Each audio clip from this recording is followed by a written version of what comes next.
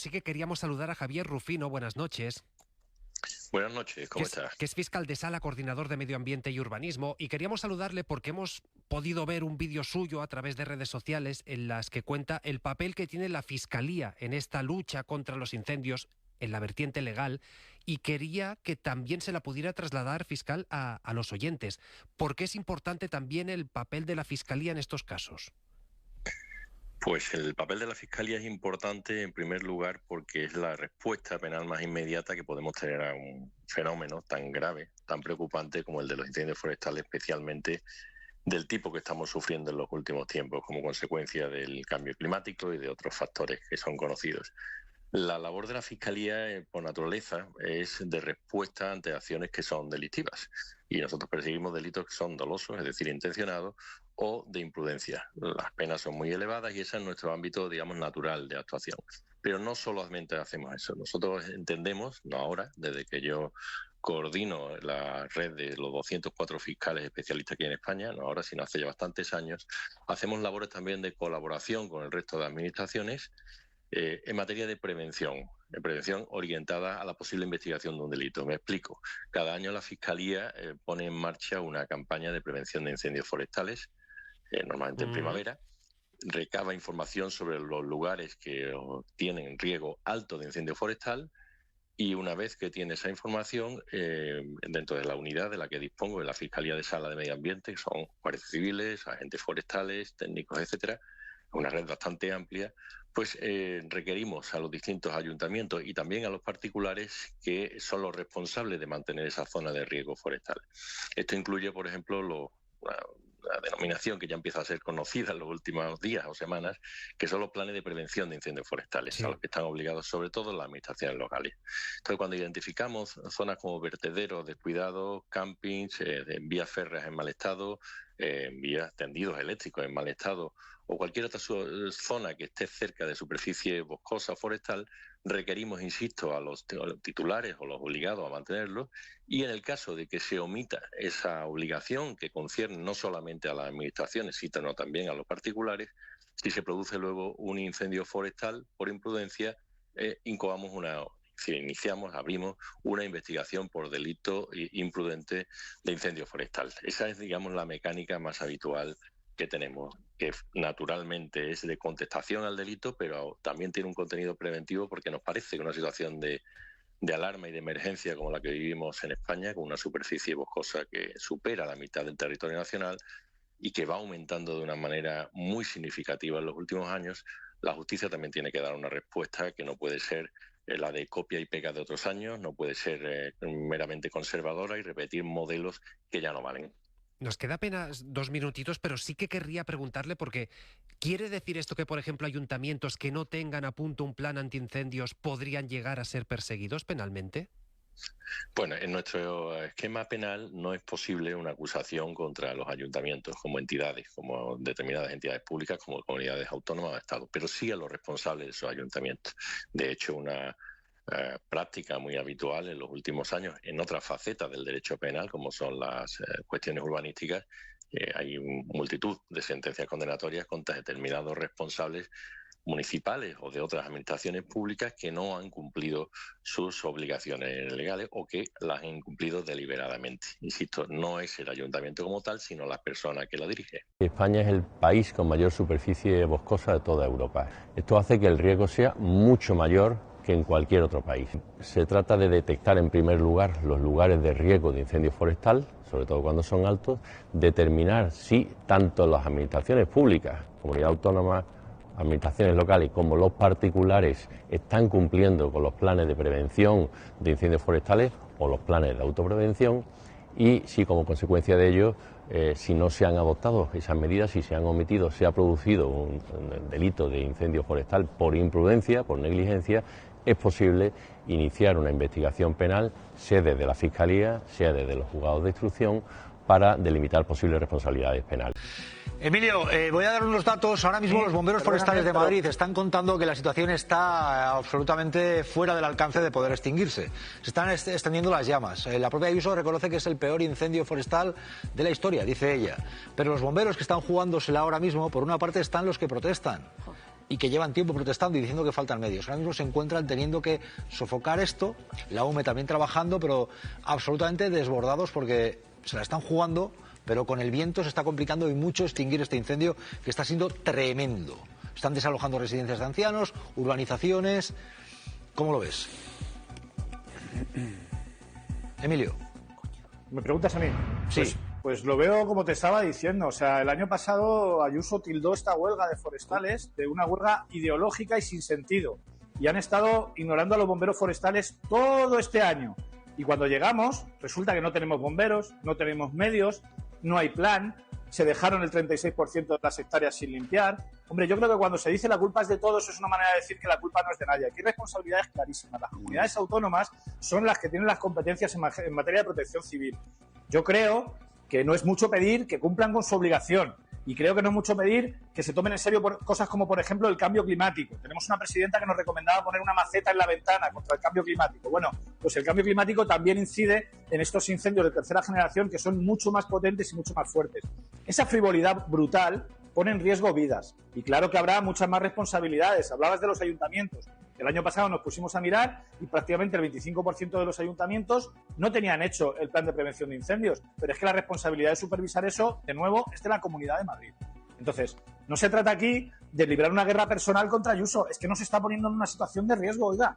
Es que no nos queda otro remedio que denunciarlo. Y lo denunciamos cuando no hay incendios y lo denunciamos ahora que, desgraciadamente, también los tenemos. Yo es que querría sumar que, porque me he dedicado a investigar un poquito, cuando se habla de riesgo, da la sensación de que todo sea riesgo. No. La Comunidad de Madrid tiene un plan del año 26, aprobado en abril, publicado en el Boletín Oficial de la Comunidad, sobre los municipios con altísimo riesgo. De zona 1 de alto riesgo, identificados con un mapa y con un riesgo que además se define específicamente por dificultad de extinción, peligrosidad potencial, importancia de protección y dificultad de extinción. Esos pueblos están ahí. O sea, el número 2 en esa lista es Aldea del Fresno. Está perfectamente catalogado. No es un hay pueblos que quizá pueden arder. No, están listados como riesgo 1 máximo de dificultad de extinción hace meses en la Comunidad de Madrid. Entonces uno lo que pregunta es, además de poner eso en el BOE, ¿usted qué más ha hecho? ¿Usted qué más ha hecho? ¿Usted qué ha dotado? ¿Qué medidas ha puesto? ¿Cómo estaba prevenida esa gente? Es decir, estamos efectivamente, hay un elemento cíclico de año en año, pero aquí pongo el plus de que además de la sensación general de que solo nos acordamos, y la metáfora es aquella de Santa Bárbara cuando truena, o sea que siempre solo cuando llega el momento todos a correr, es que en este caso concreto están listados exactamente los mismos municipios que están ardiendo, están listados como de máximo peligro. Y yo querría saber qué se ha hecho desde que alguien hizo esa lista burocrática, entre comillas, que lo aguanta todo el papel y que se va al BOE, qué medidas se toman al BOE de la comunidad, el boletín oficial de la comunidad, y qué medidas se han tomado. Por tanto, efectivamente, ahora unidad, emergencia, colaboración. Pero claro, aquí cada uno tiene que dar la cara por lo suyo. Todos los años es igual y cada vez es peor. Siempre lo mismo. Recortan en prevención y la lucha contra los incendios es tanto más importante en invierno que en verano. Vacían los servicios públicos, tienen a los bomberos forestales sin medios y con contratos de mierda, escuchábamos a uno hace un momento.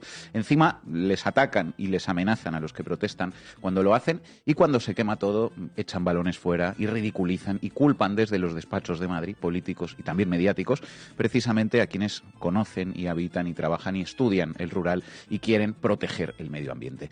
Mientras los incendios forestales fuera de control, más devastadores cada año, porque todo el mundo sabe que esto va a peor, arrasan millares de hectáreas, devoran bosques, obligan a evacuar a miles de personas de sus casas, los responsables de la situación, es decir, quienes tienen en su mano el control de los medios y recursos públicos y son autores de las políticas que se aplican en los territorios que arden, ahora mismo fundamentalmente Madrid y Castilla y León, gobernadas por el PP, en Madrid desde hace 31 años y Castilla y León desde hace 39 años, los responsables ponen todo lo que tienen no para luchar contra los incendios, al contrario, dicen literalmente, vean Telemadrid, que no se puede hacer nada con los incendios, sino para lavarse las manos de su responsabilidad y para seguir defendiendo las mismas posturas que conducen a este desenlace. Mientras todo arde, operación distraer, confundir y enfrentar al personal con bulos y chorradas de todo tipo.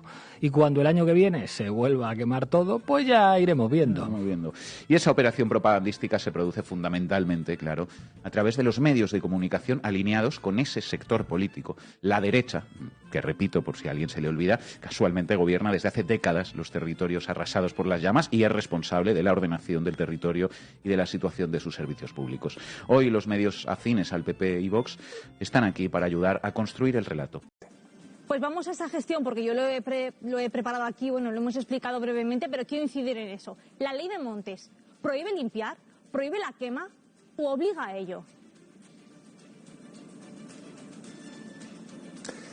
Absolutamente, no solamente no prohíbe limpiar, y por favor no empleemos la palabra limpiar, esto no se trata de una limpieza de una casa, de un domicilio, se trata de la gestión del combustible, de la gestión de la vegetación, y para ello tenemos que estar los expertos mediante planes, mediante proyectos de ordenación para poder gestionar ese combustible.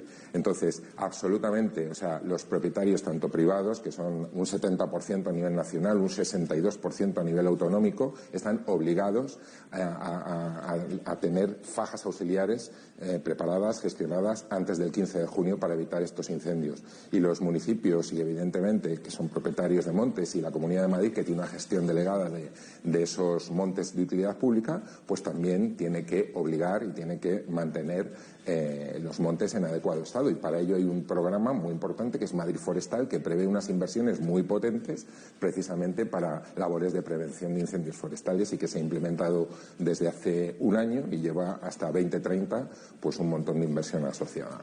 Y en esa gestión del monte, que no limpieza, eso me ha quedado claro, todo el tema, por ejemplo, de las piñas, de los frutos, ¿no? Muchas veces se habla, es que no se puede coger nada porque te multan. ¿Esto es así o no es así?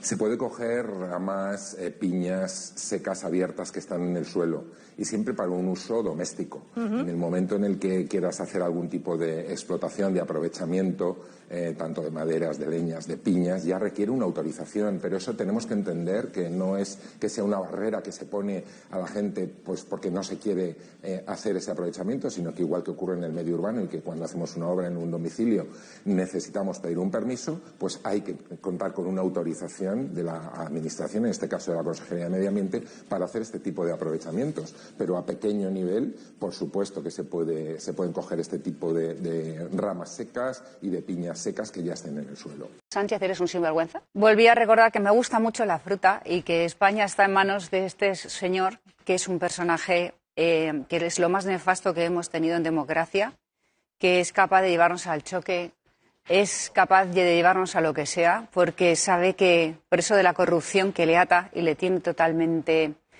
fuera de control, ha decidido llevarnos por ese camino, o eso pretende a los demás. Él está desquiciado, pretende desquiciarlo todo. Yo te hablo de este sanchismo. ¿En qué se queda resumido? En joyas, en caja fuertes, en prostitución y en tramas sórdidas. Pido a la gente que no desespere y que no espere que el Partido Popular con una varita lo arregle. Este señor que es un disparate para España, que se llama Pedro Sánchez y que es lo peor que nos ha pasado a todos, empezando por el PSOE, pero a todos, no dudarán en hacer lo que sea, pero porque no tiene otra opción. Se está mintiendo, por cierto, cuando se habla de que se está forrando, como decía ayer el infame presidente del gobierno que tenemos, decía que este señor estaba lucrándose con la sanidad privada y tal, y tiene la cara dura, el sinvergüenza del presidente de gobierno que tenemos, que es un sinvergüenza. Sánchez, ¿eres un sinvergüenza? Tiene la cara dura de decir que esto es ni siquiera parecido a cualquiera de los casos de corrupción que están llevando a la cárcel a todo lo que le rodea, como le va a acabar pasando a él por lo mismo, porque España está en manos de, insisto, una mafia.